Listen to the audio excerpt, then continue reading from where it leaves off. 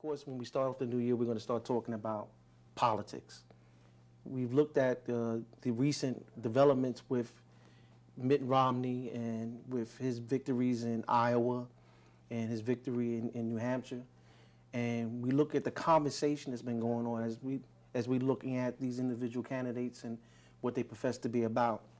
And so I want to kind of talk a little bit about that and how does that play into our psyche as our community, as should the language we're hearing out there really energize us to be more politically active for this next election?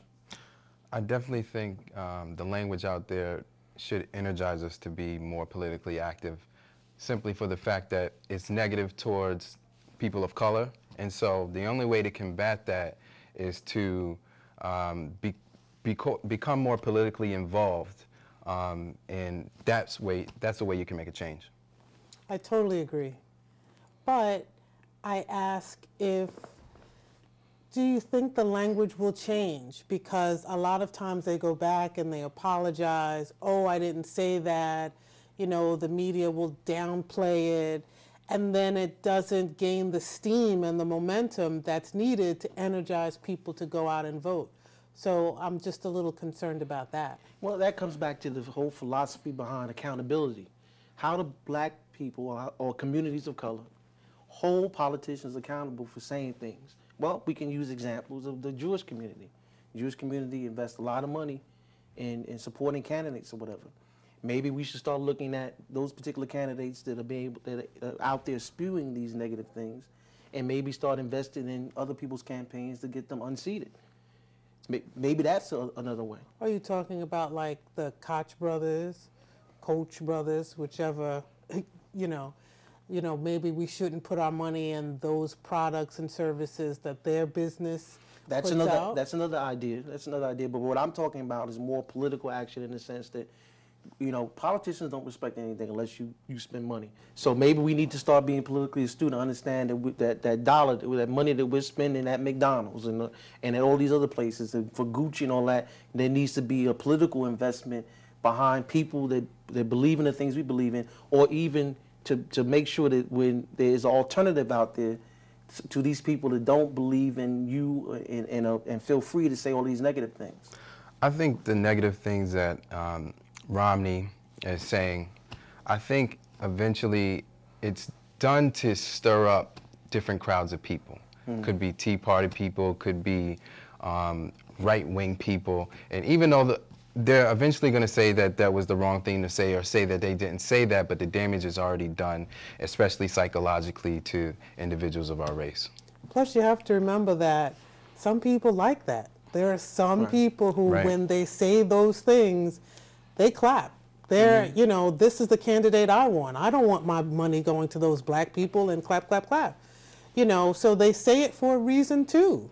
Like Santorum, when he made his comment, because I don't know if people paid attention to the whole Christian-based philosophy out there that's in Iowa, where they had a pledge where they were not going to support anyone that was support abortion. Excuse me.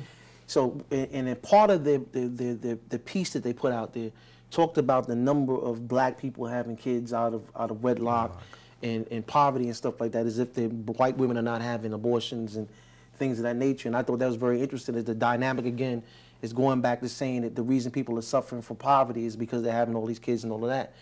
That can be part of the philosophy. That can be part of the problem. But that's not the total picture, whatever, because we're looking, again, if we're looking at communities of color, there's a whole bunch of other things that are going on that affect that whole dynamic in the first place. Well, it's definitely how the media is painting the picture. As you said, things that are happening in black society, they're also happening in white society. It's just not the negative things aren't being mentioned. And I think that's a big problem in how things are played in society and how roles are happening. Yeah, when we look at images that are out there, and we kind of talked about that in the beginning, which you should have been taping because that conversation was good. We talk about, say, for example, someone like President Obama, and we look at his particular image that's out there, and then we look at the pushback that came from that. This country came with this whole thing, oh, there's no such racial issues any longer. We've reached this whole enlightened society. Post-racial society. Yeah, Right. And then we had this big pushback with these people that feel free on expressing those type of negative issues about black people and saying it freely. So my issue is, again, where is the accountability? Where are those people that are out there that are pushing back against those negative images? And are we as a group responsible also to push back by the way we conduct ourselves? Well, I think there are groups out there that do push back. You know, you have the NAACP, you have those kinds of groups, you know, but it's hard for us to push back because we have limited power, we have limited means.